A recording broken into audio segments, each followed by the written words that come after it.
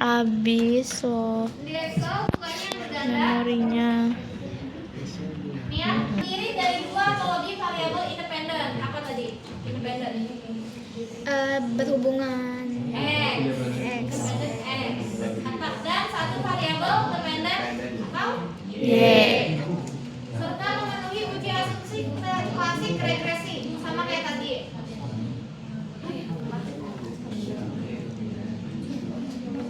Ya, datanya memenuhi syarat gak ini? Yang berganda ya. Ya, ada dua variabel X dan juga satu variabel Y.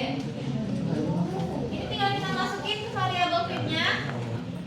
Berarti ada tiga variabel yang kita input, ada X1, X2 dan juga Y.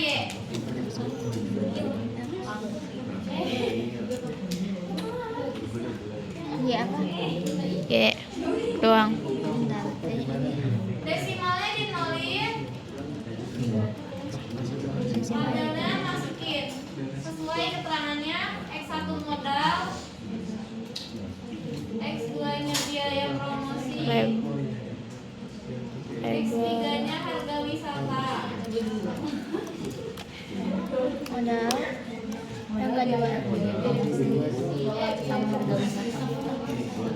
yang kedua sama harga wisata.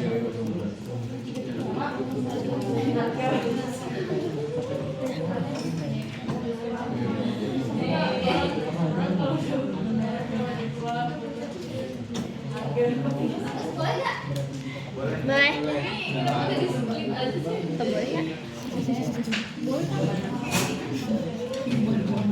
Udah? Kalau udah masukin datanya ke data view. Data view. Ada tiga, sama kayak tadi ada 30 sampel yang kita input. X2 ya.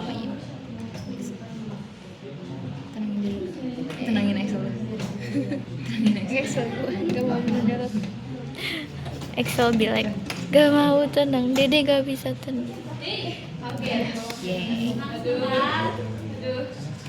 Jadi untuk uji regresi linear berganda itu kurang lebih bagian uji asumsi klasiknya itu sama dengan uji linear sederhana. Tapi ada yang berbeda, terutama di bagian sebelumnya kan uji linear kan. Iya. Sederhana karena dia X-nya cuma satu. Tapi karena di uji regresi linear berganda itu X-nya lebih daripada satu, maka bagian uji linearnya menjadi uji multikolinearitas. Multikolinealitas. Multikolinearitas. Itu step kedua. Untuk step pertamanya tadi masih sama uji kenormalitas residual. Stepnya sama aja, jadi kita lewat aja. Kita langsung uji multikolinearitas.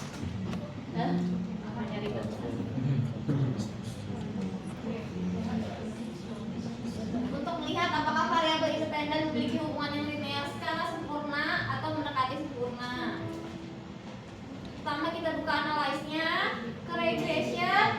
Analyze, regression. Ikutin aku nih. Dah? Dah. Oh, belum. Oke. Dah? Dah. Dibuka linearnya. Habis itu kan masuk. Sama kayak tadi, X-nya masukin ke independen, Y-nya masukin ke harga ke dependen. Udah? X-nya dependen, independen.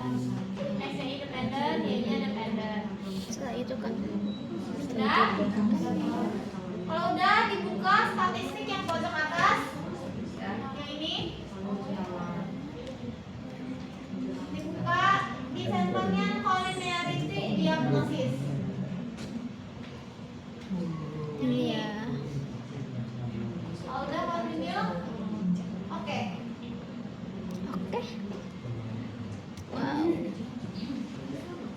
Gak Ada kerekam tadi. dua yang perlu kita baca dan hanya yaitu bagian tolerance dan juga bagian primitive, apalah itu pokoknya variance initiation factor. Untuk nilai biasanya yang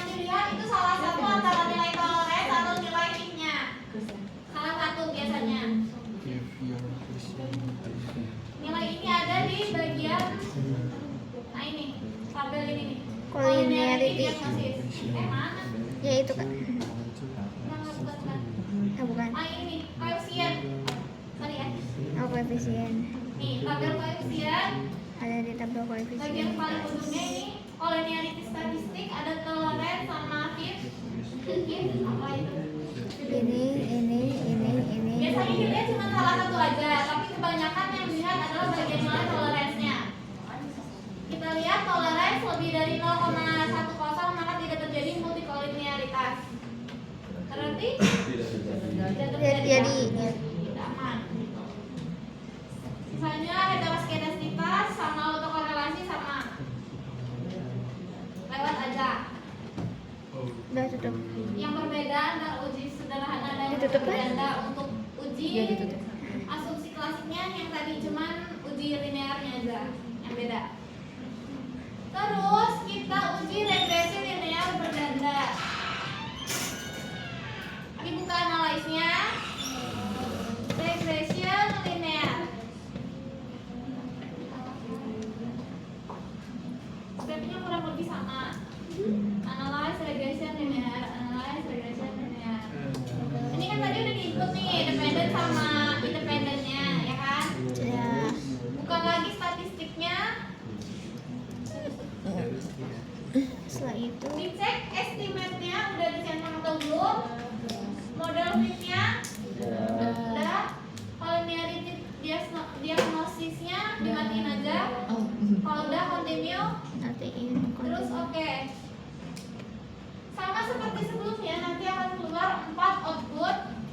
Yang pertama tadi ya metode yang digunakan ataupun yang dipilih untuk mengukur nilai X terhadap nilai Y. Kemudian model summary-nya tadi R-nya apa? R apa tadi? R besar. Itu tadi Koefisien korelasi. R square determinasi. Ada berapa persen nilai biaya promosi dan juga modal yang mempengaruhi harga wisata?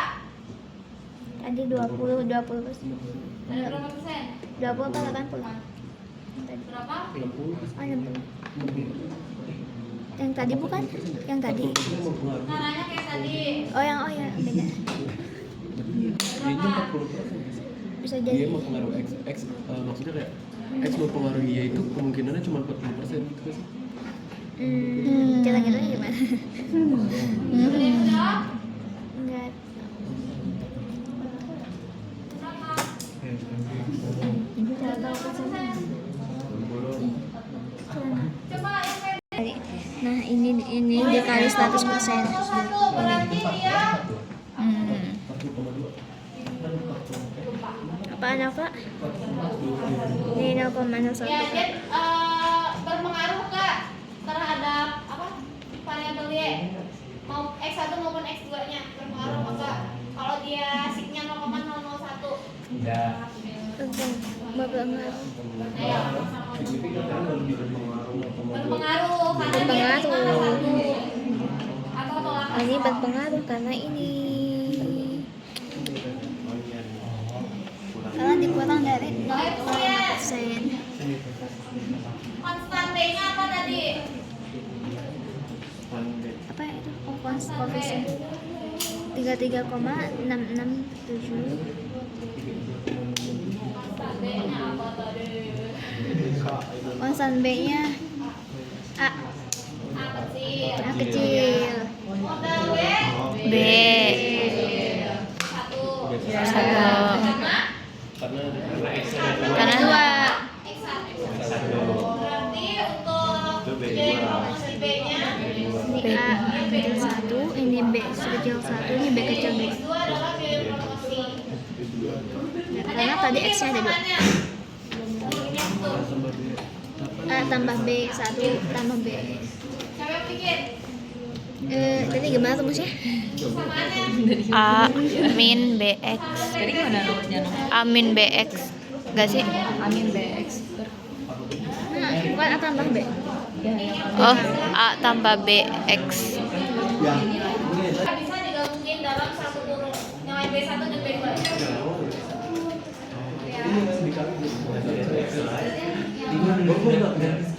Yes, halaman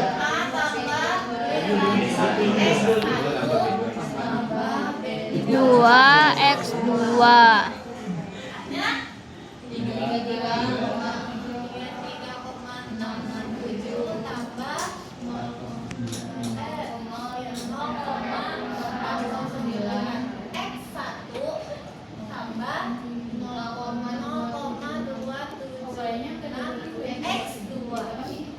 Beda X. Karena X-nya itu beda. Nggak bisa ditambahin. Kalau pakai persamaan tadi, kalau misalnya X dikali 3, oh mikirnya X sama. Jadi samain bisa ditambahin. Yang diminta cuma persamaannya. Berarti dia setiap penambahan Positif karena atau untuk setiap variabel X, artinya dia juga akan bertambah. Untuk uji regresi uji regresi berganda itu nggak selesai cuma sampai di bagian koefisiennya. Sekarang kita lihat karena sebelumnya karena nih, pertama kita udah tahu metodenya, kita udah tahu berapa persen yang berpengaruh dan berpengaruh atau tidaknya. Sekarang kita mau terus kita tahu persamaannya. Sekarang kita mau cari tahu yang mana yang berbeda, mana yang berpengaruh, X1 atau X2, ya kan? Cara lihatnya adalah melakukan uji T. Gak perlu lagi bikin rumus, lihat aja di bagian tabel koefisien. Oh iya, itu ada T-nya. Kita baca hipotesisnya, jika nilai S lebih besar daripada 0,05 maka terima hal 0. Nilai S-nya berapa yang ngantuk, maaf. 0,021. yang X2 apa tadi X2-nya? Dia 2 koma. Iya. Signya atau apa ya? Iya, itu sih. Itu modal tambahan. Modalnya 0,21. Biaya promosinya tinggal deh. 0,102. Iya, remasinya 0,102. Berarti yang berpengaruh yang mana? Yang bawa dikurang dari semuanya. Oh, X1. Oh iya dia 0,1. Jadi yang harusnya 0, lebih kecil dari 0,05. Berpengaruh X1 Variabel X1 berpengaruh terhadap variabel Y, sedangkan variabel X2 tidak berpengaruh terhadap variabel Y. Cara interpretasinya kayak gitu. Terus berapa besar pengaruhnya tadi yang berapa tadi 40% ya? 42% pengaruhnya. Terus metodenya apa? Dan selanjutnya itu kalian interpretasikan semua dari tempat outputnya.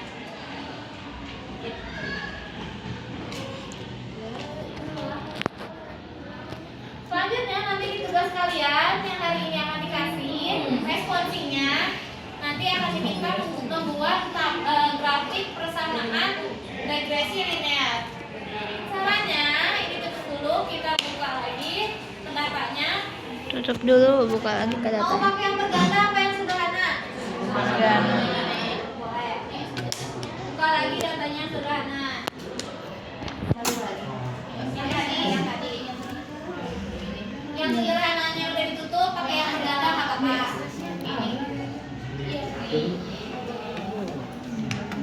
Udah? Masih ada datanya? Buset, banyak banget.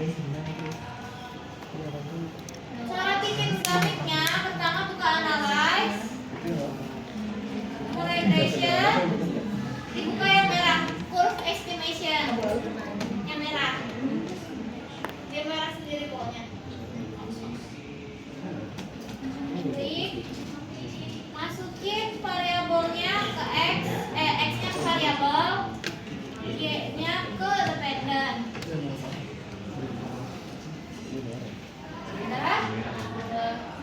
Tergantung sama yang diminta. Jika yang diminta adalah grafik linear aja, berarti kalian cukup centang bagian linear. Tapi kalau misalnya soal yang kalian punya itu yang harus dikerjakan itu juga minta grafik perkembangan pertumbuhan.